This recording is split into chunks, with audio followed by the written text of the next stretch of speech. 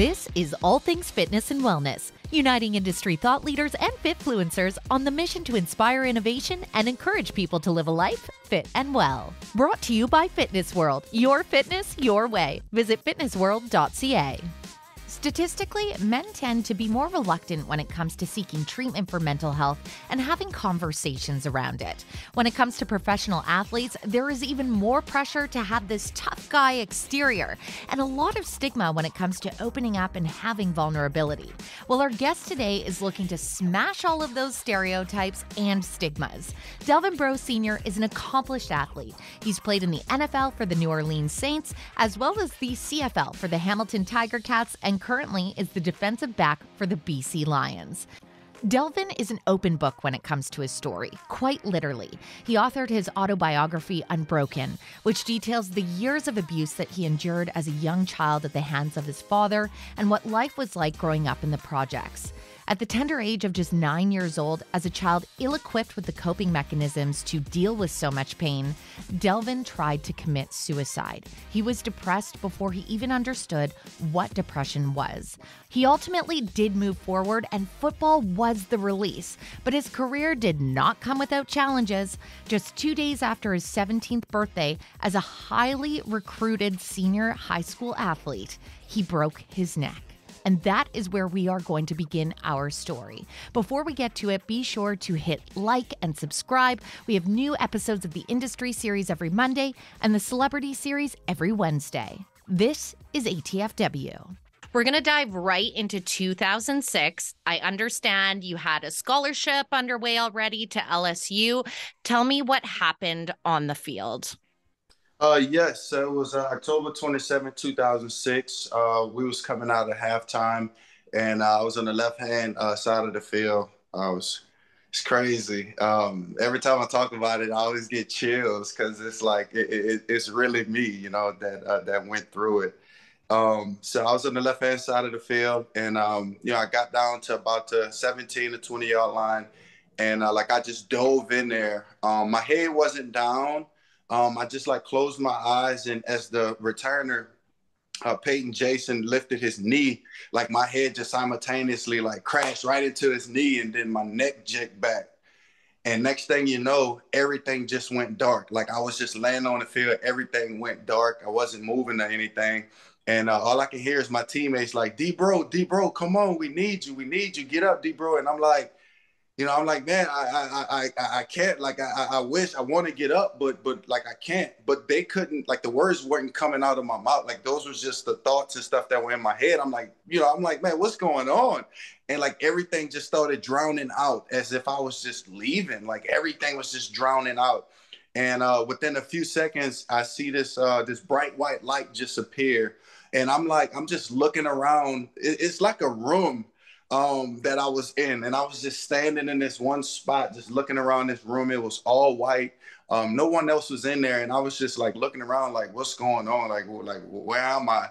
And within a few seconds, my coach came with smelling salt, and he woke me up. It woke me up, and he was like, "Hey, you all right?" I'm like, "Yeah." He was like, "All right, well, come on, get up, let's go." And then next thing you know, I was able to get up, walk off the field on my own power, and take off my helmet. Whoa. So the reason why I'm having such a shocked reaction is because I understand the injury isn't something necessarily that you would think you'd be able to get up and walk from. So tell people what the actual injury was. Yes. So I ended up having a cervical fusion. Broke my neck, my C4, C5, C6 vertebrae. So they had a cervical fusion of what it was, C3, C4, C4, C5, C5, C6. So I have some pretty cool hardware in my neck. No doubt. And you put it to the test. Talk me through the emotions of that injury, because obviously at that point in time, it halts your ability to play. And I'm sure an injury of that magnitude required a lot of mental determination to get through rehabbing it. What's so crazy is I didn't really do rehab on my neck. My doctor told me, I asked him before I got discharged if football was ever in question for me. If it's out of the question, will I ever play again? And as he was walking out, he was like, send me Super Bowl tickets when you make it to the Super Bowl. as I'm in my hospital bed, I'm like, wait, what? Like, whoa, like nobody in the hospital never told me my career was over with. No one has ever told me that football was out of the question. Nobody gave me negative thought. Like it was as if I was belonged there. So that was all the motivation I needed. That was all the inspiration I needed. My dad told me, he said, all right, now, we're going to put football down, but if you want to take this route, you're going to have to outwork everybody. We're going to have to outwork everybody. So your workout habit is going to have to be dominant, and you're going to have to seek and destroy anybody that's in your way. And I'm like, wow, man, well, let's get to it. And we got to it. I love the fact that you had a doctor like that and I'm the medical team like that because it's so much mind over matter when we are faced with a life adversity like that. How long were you down and out? How long were you hospitalized for the injury? I was in the hospital, I want to say for about a month. I want to say they let me out right before Thanksgiving of 2006. So I was able to go home and spend with my family, but my dad never kept me on the couch away from everybody because, I was kind of like a walkie, like what I want to say. I was so brittle, and then like, if anybody touched me, like, man, it was crazy. So they kept me away from You had everybody. a personal bodyguard. Yeah. I love that. I mean, jobs are the best. So, Oh yeah. as you were coming through that period of time, talk me through I mean, I know you had a lot of support that was very positive around you, but did you feel any darkness moving through that? I mean, how did you stay on the positive mindset side of things? Because that's a mental effort to stay that way when it could be so easy to go the opposite. Well, yeah. You know what? First and foremost, I just want to, thank God again for whew, keeping me here. Not allowing me to cross over, and I get to share this journey with a lot of people, right? It was definitely tough, but the inspiration I had for myself was with my doctor. That's all I needed. I just stood humble. I just LSU even honored my scholarship, so I knew I was going to college. So I just stood the course. It was tough. I had some dark times, but I knew where I was going. Even though I didn't get a chance to play in college, but I just knew I was getting a chance to go to college, my favorite college. If football would have been in play for me, it would have been great, but it didn't. So I just had to keep going. I couldn't let it get me down. And like I say, when my doctor told me send him Super Bowl tickets, that was it. That's what I needed. So the darkness, it crept up on me when I got to college, and yeah, it was bad. I'm so happy that you had such a strong support system. Talk to me a little bit about your journey getting back onto the field in those early days. Because as you said, you had to level up and put all of yourself into it to get back to the stamina that you were at previously. Yes, indeed. I started back playing flag football, and that's what kept me in shape. I was playing intramurals at LSU. I was playing flag football, traveling around the world. So my physicality was still there. My skill set was still there. I just needed an opportunity.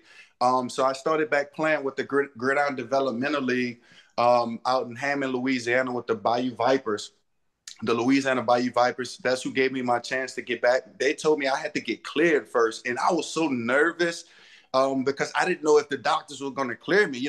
I'm like, man, I haven't played in 6 years. I broke my neck. I'm like, man, ain't nobody going to take a chance with me. But you know what? God is with me. He's telling me to go. Like, look how close I'm getting to playing. So I'm going to go. So I went back to my doctor, Dr. Miguel Melgar, who's my guardian angel. I love him so much. And I went back to my high school doctor, and they both cleared me. They was like, "Man, you should have been playing at LSU." So let's go. From there, I went on. I played semi-pro football. Ended up making All-Star there. Ended up getting picked up by the Arena Football League with the New Orleans Voodoo. Ended up starting there. Ended up getting picked up by the CFL, Canadian Football League. Ended up starting my rookie year.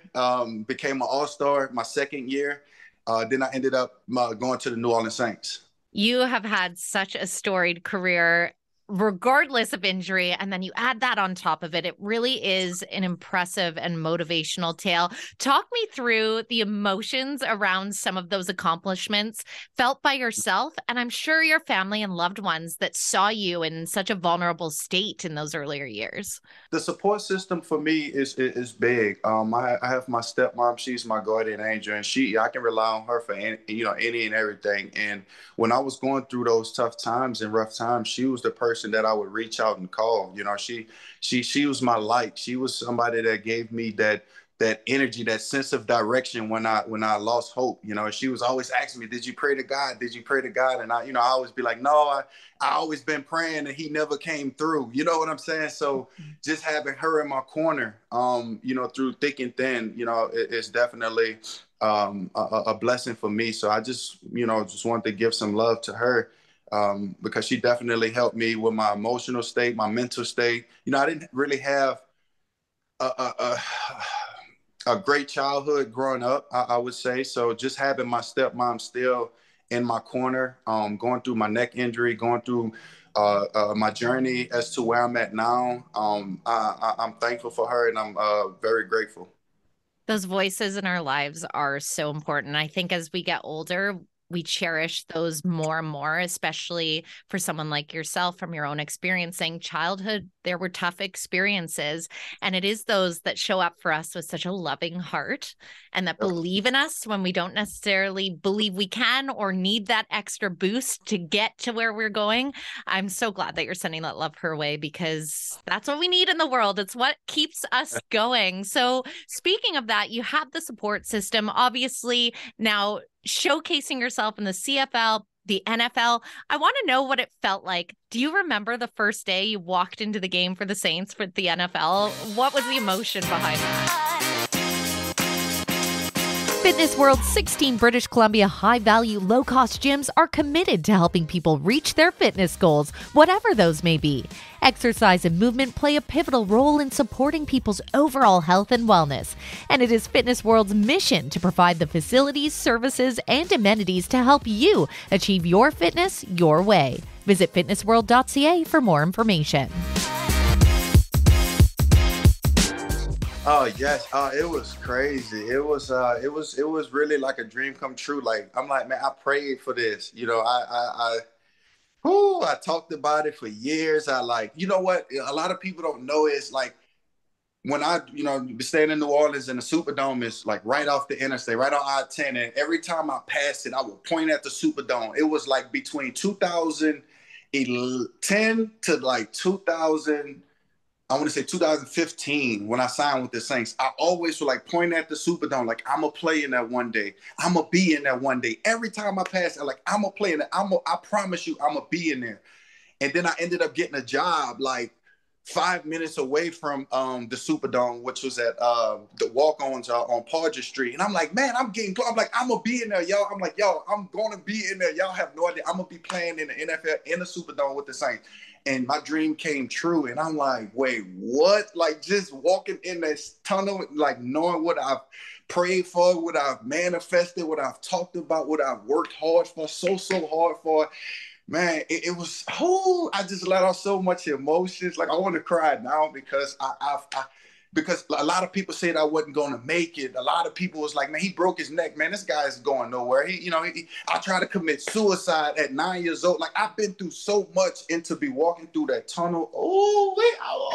I'm getting excited again. Like, man, it was just unbelievable. It was an unbelievable feeling, and it's something that's priceless. What I appreciate so much about yourself is that you are a visualizer and a manifester, and it's so powerful to hear stories from people like yourself that have pulled from the depths of darkness, because sometimes life swallows us up as you speak through a rough childhood and then getting to the point where you're really entertaining. Is this life worth living?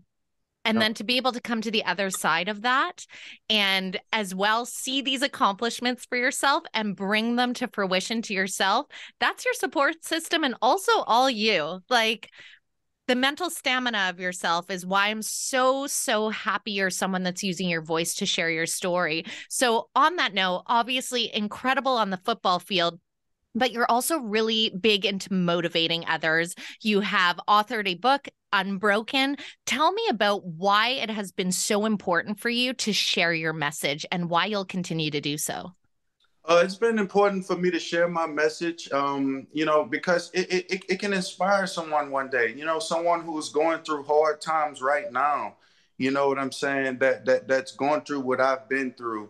They can have a guide, I'm a guide. They can have a guide to find a way to get out, right? I couldn't escape it at an early age, but now my story can help this next person. Hey, go talk to somebody. Go reach out to a teacher. When you go to school, when you leave behind this closed door, go talk to a teacher and let them know. But don't tell, them, because if it gets back to your parents, to your dad or your abuser, it can possibly get worse. So now my story is a guide for people. I'm here to help. I'm here to see them win. I want them to know that it's going to be okay. It's all right. It's okay to have emotions. It's okay to cry. It's okay to go through your mental state, but it's okay to reach out for help too. Don't wear your pride on your sleeve all the time. It's okay to ask for help. And that's where my story comes in at. And I'm reaching out with courage, and I just want somebody to take my story and run with it and be a believer. I think it's probably a huge reason why you've had so much tremendous success, because it's allowing you to grow an even bigger platform to get a message out that so many people need to hear. It is important to talk about our mental health and banish the stigmas that we've been shackled with for so many years. And having an athlete, I mean, I know a lot of times there's this misconception that you just need to be the bro on the field or the tough guy on the field. And it's like, you may be very well that in game mode, but there's this whole other dynamic side to people. What was it like putting your story from pen to paper and have it out there? Because there's a tremendous amount of vulnerability in that. Yeah, just putting my story out in the world and just allowing people to get to know me. It was something I always wanted to do. So I never feared it. It was just always the right timing. And I still feel like I have much, much more to go. So I'm actually working on a part two of my story. But just to give people a delve into my life, I think it's pretty awesome. They get to know who I am outside of just being an athlete wearing a helmet.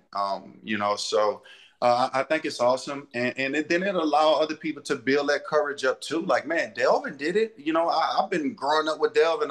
I know Delvin. Look at his story, man. Talk about it. He was a victim, and he's sharing his stories because it can help somebody. So let me share mine, and I've been getting a lot of great feedback. So I'm just amazed. What's crazy is I've actually had about 10 football players, 10 athletes, professional athletes reach out to me on how to get their book published and written because I've set the trend. Like, I've made my wave.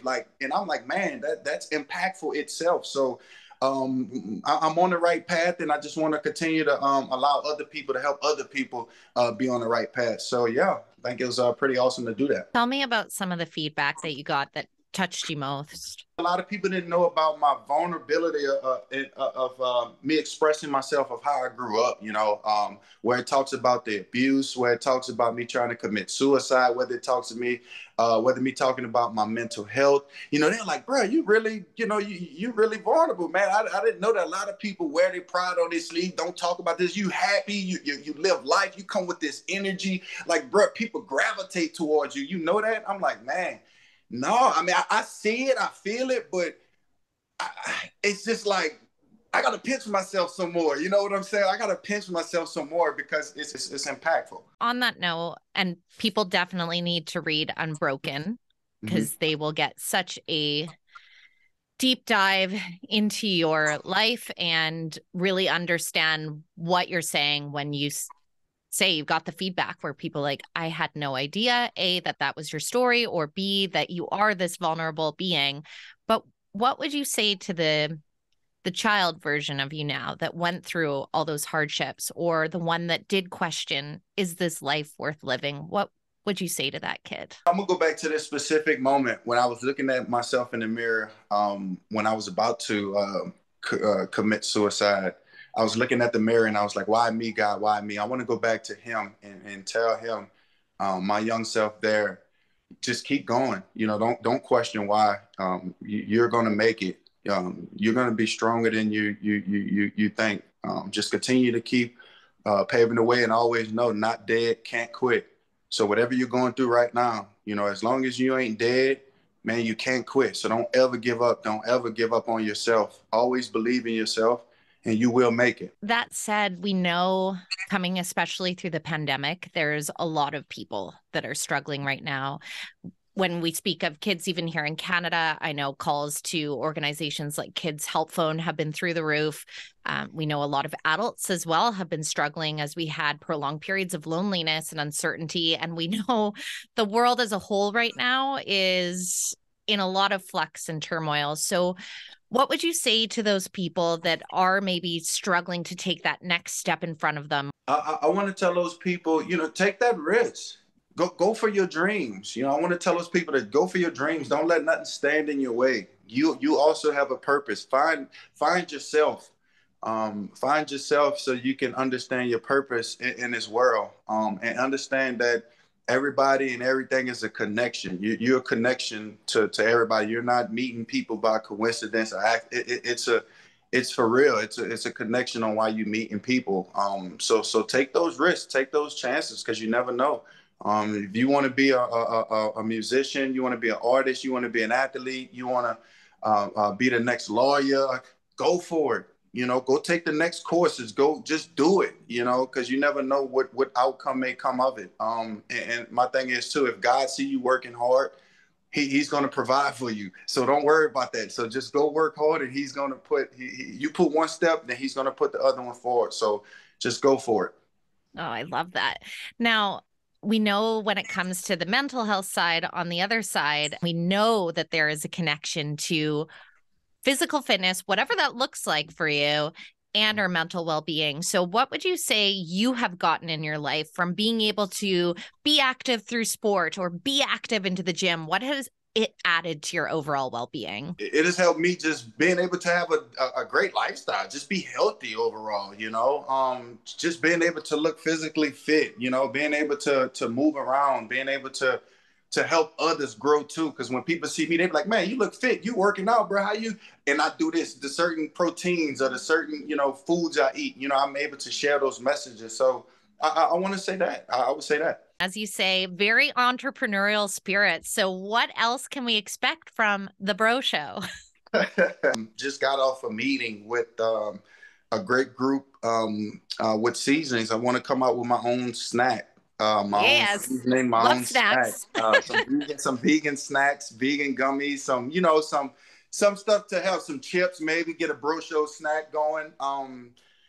Just trying to do a lot of other things. I noticed on your Twitter that cannabis was mentioned as well. Yes. Because we don't talk about that enough. And I'm like, hello, Canada. It's been legal for a while now. Why are we all like, shh? Yes, I love cannabis. I actually got involved in cannabis in 2018. So I'm going to say about 3 or 4 years ago. And I use it for pain management. I also use it for my anxiety that I suffer with, and my insomnia, that it allows me to sleep and keeps me to sleep. Now, a lot of people, have this stigma about how bad it is. It's reefer, weed, it's all bad for you. It slows you down. It makes you lazy and all that. No, that's negative. Do not believe it. Try it for yourself. Try the lower consumption to see, because first of all, educate yourself on it.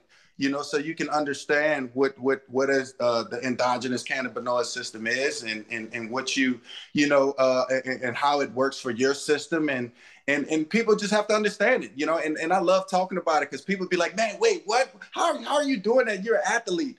I'm like, exactly. I'm an athlete, and I'm doing it, and I'm still being a top athlete in my profession. So obviously, it's not slowing me down. It's not allowing me to make bad mistakes or anything. So.